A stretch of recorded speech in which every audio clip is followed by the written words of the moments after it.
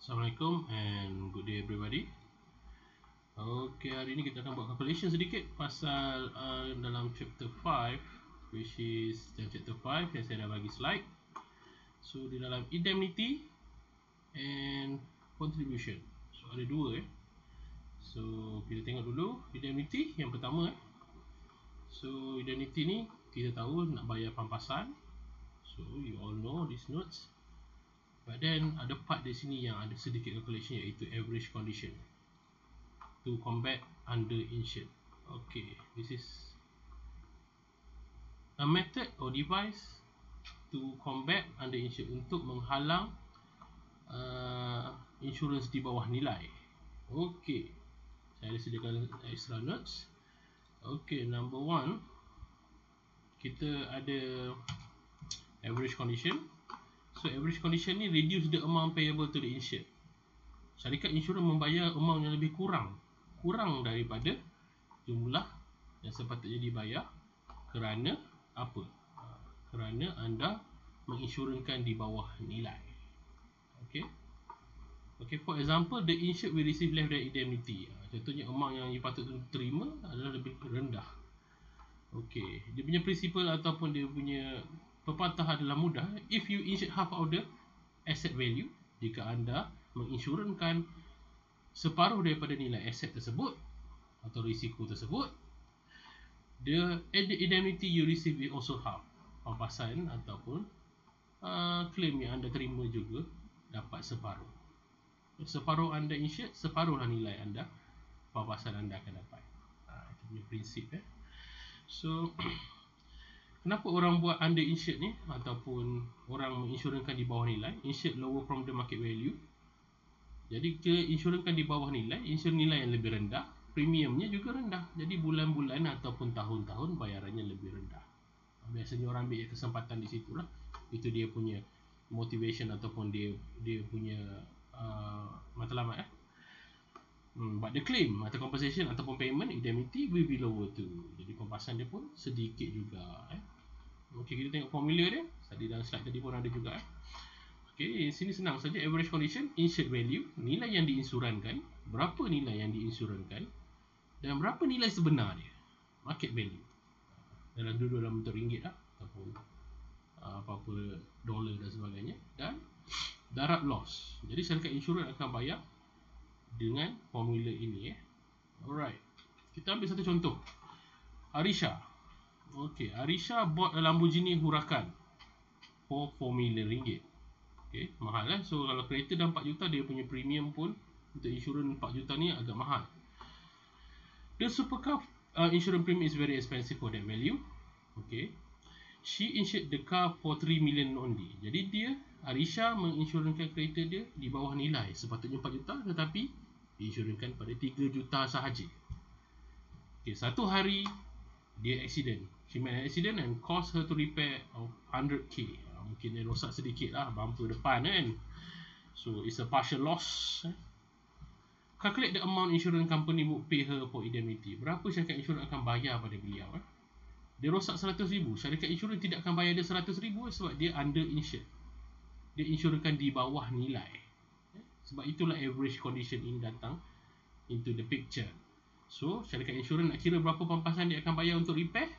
Average condition, harga diinsurankan, harga sebenar atau market value, darab loss, kerugian untuk baiki adalah 100,000. Jadi syarikat insurans hanya bayar 75,000 ringgit ataupun 75% 3 divided by 4 dapat 75% amount of actual repair cost. So insurance will only bear cost of 75,000, and the rest 25,000 Arisha need to pay by herself. Sebab dia nak baiki kereta dia lah. Kalau dia tak nak baiki pun tak apa, tapi kalau nak baiki dia kena tambah. Tengok contoh yang kedua pula. Melissa bought a house. Okay, Melissa beli rumah.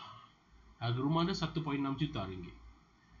Dia menginsurankan di bawah nilai, underinsured the house for half of the actual price, separuh daripada harga rumah tersebut to obtain the lower payment of premium. Jadi bulanan ataupun dia punya insurans tahunan ataupun sekaligus dia jadi separuh ataupun rendah. Okay, one fine day, a huge trailer, lori besar, hit her front garage and the damage cost to repair is 30,000. Syarikat insurans bayar mambasan? Bayar, tetapi tidak bayar 30,000. Sebab Melissa menginsurkan separuh daripada 1.6 juta ini. Dikalkulate syarikat insurans yang berapa banyak dia nak akan bayar.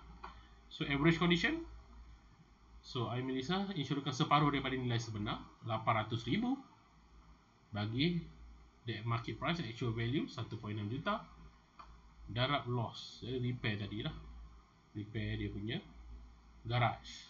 Jadi syarikat insurans hanya bayar 15,000 je, separuh. So if you insure half of the value, insurance will pay indemnity half of the loss. Separuh pun separuh jugalah. Insurance company will pay half of the loss, you can insure half of the value. This one is average condition lah. Okay, kita tengok contribution pula. This is second calculation yang simple juga. So kalau dalam kita punya another slide, so contribution will be in our slide here. So the amount of insurer have to contribute the cost of loss by 2 or more insurance company atau insurance lah. So maksudnya ada 2 ataupun lebih syarikat insurans. Okay, sini pun ada definition dia. Means that if there are more than one insurance company or coverage for particular risk or asset. So satu asset atau risiko, tapi ada 2 polisi insurans atau lebih. Tapi dalam kita syllabus kita hanya fokus pada 2 saja. Contohnya Etika and Zurich both cover Pink Myvi DCD 9471. Satu Myvi saja, warna pink, nombor plate yang sama, tapi ada 2 polisi. Okey. Dan tolong faham prerequisite yang seperti ada dalam slide warna hijau tadi. Kita tengok contoh contribution ni. Okey, Maisarah currently have 2 insurance policy. So Maisarah ada 2 insurance policy ataupun pelindungan untuk motosikal beliau, Superbike Hayabusa 1300, which is Allianz Berhad and Takaful Malaysia. Kedua-dua syarikat insurans tadi cover the actual value of the bike, which is 100,000. Okay, dua-dua syarikat insurans tu cover 110,000. One day Maisarah lost a bike due to theft and nowhere to be found. So motor dia kena curi. Calculate the amount payable both insurance. Jadi syarikat insurans nak bayar berapa kat Maisarah? Ada note di sini, Maisarah tidak patut mendapat lebih daripada apa yang dia rugi. Dalam insurans prinsipal, kita tak boleh buat untung. Alright. So kalau kita fikirkan 100,000 diinsurans oleh Allianz, 110,000 juga diinsurans oleh Takaful Malaysia. Jadi kenapa Maisarah tidak dapat 220,000? Kerana principle of insurance, contribution, ataupun kita buat agihan sumbangan dalam bahasa Melayu dia. Agihan sumbangan, nilai yang Maisarah rugi diagihkan kepada dua syarikat insurans yang bertanggungjawab untuk membayar pampasan. So di sini Allianz kena bayar 100,000 darab separuh sahaja. Jadi 55,000 kepada Maisarah dan Takaful Malaysia bayar 55,000 kepada Maisarah. So Maisarah dapat RM110,000 daripada dua syarikat insurans tersebut. Jadi macam tidak berapa tidak waras lah untuk mengambil dua insurans polisi, tetapi ianya wujud dalam dunia nyata sebenar. Okey, itu yang simple je. So maksudnya dua-dua syarikat insurans melindungi motosikal pada nilai yang sama. Tapi jika nilai yang tak sama macam mana? Kita tengok sini, Anas. Okey, Anas melindungi bot beliau pada harga RM100,000 dengan syarikat XXX dan insured dengan syarikat YY sebanyak RM80,000. So RM100,000 dengan RM80,000 ada nilai yang berbeza. XXX RM100,000, YYY RM80,000. Satu hari bot dia rosak, accident, terlanggar apa tak tahulah, dan nak repair RM10,000. Jadi kira berapa syarikat insurans kedua-duanya akan bayar kepada Anas. Okey, jadi dia ada formula di sini. Kalau anda tak ada formula ni pun tak apa, sebab formula ni hanyalah ciptaan ataupun ringkasan saya sahaja. Sebab kita tak perlu ada formula pun dalam matematik yang ini, dan kalau tak ada dalam buku pun. Jadi senang saja untuk insurans A ataupun kita ambil XXX tadi. So XXX bagi XXX tambah YYY. Yang untuk syarikat YYY bagi XXX tambah YYY darab loss. Kita tengok dia punya penyelesaian. Okey, katakan XXX adalah syarikat A dan YYY syarikat B. So syarikat A 100,000 pelindungannya bagi 100,000 syarikat XXX dan YYY 80,000 darab kerugian yang ditanggung oleh Anas. So kita akan dapat RM5,555.55. Dan untuk syarikat YYY, so 80,000 tadi YYY bahagi A tambah B 100,000 tambah 80,000 darab loss oleh Anas 10,000 YYY dapat 4,444 sen. Jadi Anas akan dapat daripada syarikat A dengan syarikat B ataupun XXX dan YYY this amount. Kalau dicampurkan kedua-dua ni, you akan dapat 10,000 lah. So Anas akan dapat RM10,000 daripada kedua-dua syarikat insurans XXX dan YYY, tetapi dengan portion yang berbeza. Okey, itu soalan yang senang dan mungkin tidak akan keluar final exam.